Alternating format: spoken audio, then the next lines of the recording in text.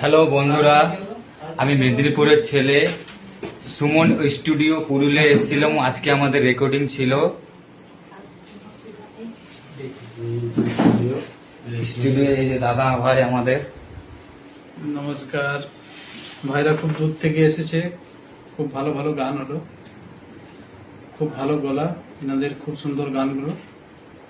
সবাই এনাদের চ্যানেলকে সাবস্ক্রাইব করবে, দেখবেন।